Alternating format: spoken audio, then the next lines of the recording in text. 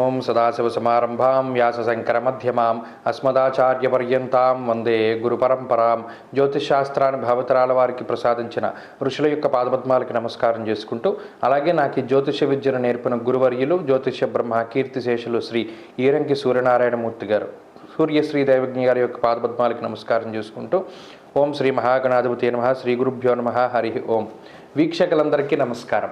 April నెల 21వ తారీఖు లగాయతు ఏప్రిల్ 27వ తారీఖు వరకు ఉండేటువంటి గ్రహగతుల ఆధారంగా ద్వాదశ రాశుల వారికి ఈ వారం ఏ విధమైనటువంటి శుభాశుభ ఫలితాలు కలగబోతున్నాయో ఈ కార్యక్రమం ద్వారా తెలుసుకుందాం. అందులో భాగంగా ఈ వారం ఉండేటువంటి గ్రహగతులను గమనిద్దాం. ఈ వారంలో రెండు ప్రధానమైనటువంటి గ్రహాల యొక్క మార్పు ఉన్నది. మేషరాశి యందు రవి గురుల యొక్క సంచారం కొనసాగుతూ ఉండగా ఈ నెల 25వ తారీఖున శుక్రుని యొక్క సంచారం మేషరాశిలోకి వస్తూ ఉన్నది. అలాగే కుజశనుల యొక్క కలయిక పూర్తి అయ్యి కుజరాహువుల యొక్క కలయిక ప్రారంభం కాబోతూ ఉన్నది. 24వ తారీఖు లగాయతు కుజుని యొక్క మార్పు మీనరాశిలోకి ఆయన మార్పు చెందుతూ ఉన్నారు. మీనరాశిలో ఇప్పటికే రాహువు బుధ గ్రహాల యొక్క సంచారం ఉండగా ఇప్పుడు వారితో పాటు కుజుడు కూడా కలుస్తూ ఉన్నారు. కుంభమందు శనేశ్వరుడు అలాగే కన్యా కేతువు ఉండగా ఈ వారంలో చంద్రుడు సింహం కన్యా తుల వృశ్చిక రాశుల్లో సంచారం చేస్తున్నారు. ఇటువంటి పరిస్థితుల్లో ద్వాదశ రాశుల వారికి ఏ విధమైనటువంటి శుభాశుభ ఫలితాలు కలగబోతున్నా తెలుసుకుందాం. అందులో భాగంగా కుంభరాశి వారికి ఈ వారం అత్యద్భుతమైనటువంటి శుభ ఫలితాలని అనుభవించడానికి యోగ్యమైనటువంటి వారం. కారణం ఏమిటి అంటే, చాలా కాలంగా బాధిస్తూ వస్తున్నటువంటి జన్మ శనేశ్వరుడు జన్మ కుజుని యొక్క దోషాలు ఏవైతే ఉన్నాయో దానిలో ప్రధానంగా ఏడిపించేటువంటి కుజగ్రహం యొక్క మార్పు జరిగినది. జన్మ కుజుని యొక్క దోషం ఎప్పుడైతే తొలగిపోతుందో ఒక రకమైనటువంటి మానసిక ప్రశాంతత కుంభరాశి వారిలో ఏర్పడుతుంది. జ్వరం ఖడ్గవ్రణం చేయవ భార్యాబంధు విరోధ కృత్ అన్నారు. అనగా గత నెలన్నర రోజులుగా కుంభరాశి వారి యొక్క పరిస్థితి పెనం మీద పడ్డట్టు అయింది.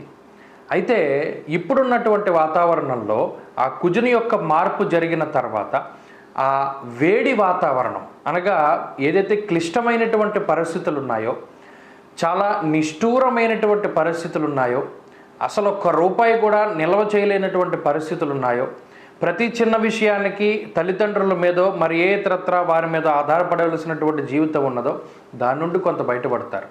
ఉద్యోగపరంగా వచ్చే సమస్యలు మొదలుకొని వ్యాపారపరంగా వచ్చేటువంటి ఇబ్బందులు అనారోగ్య సమస్యల వరకు అన్నింటికీ కుజుడే అరిష్ట హేతువు కాబట్టి ఆయన మారిపోయిన తర్వాత మంచి ఫలితాలు రానున్నాయి. ప్రత్యేకించి కోపం చాలా తగ్గుతూ ఉంటుంది.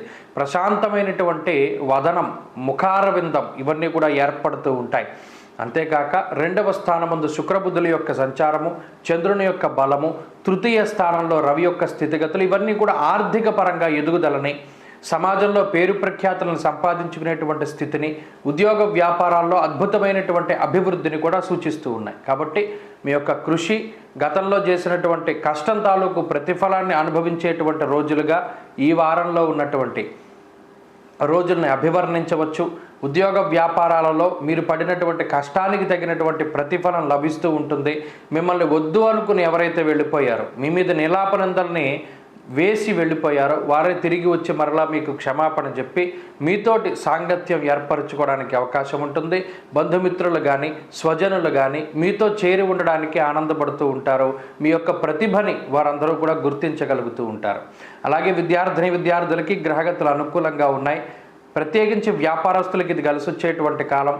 స్త్రీలకు ప్రత్యేకించి ఈ గ్రహ సంపత్తి ఆనందదాయకమైనటువంటి వాతావరణాన్ని ప్రసాదిస్తూ ఉంటుంది. కుంభరాశి వారు ఈ వారంలో మరింత అనుకూలమైనటువంటి ఫలితాలని సాధించడానికై శనేశ్వరుని యొక్క ఆరాధన ఎక్కువగా చేస్తూ ఉండడం, అలాగే దశరథకృత శని స్తోత్రాన్ని పారాయణ చేస్తూ ఉండడం చెప్పదగినటువంటి సూచన. ఈ వారంలో కలిసి వచ్చేటువంటి రోజు బుధవారంగా చెప్పవచ్చును. అదృష్ట సంఖ్య 6, అదృష్ట వర్ణము లేత ఆకుపచ్చ రంగు. తదుపరి మీనరాశి.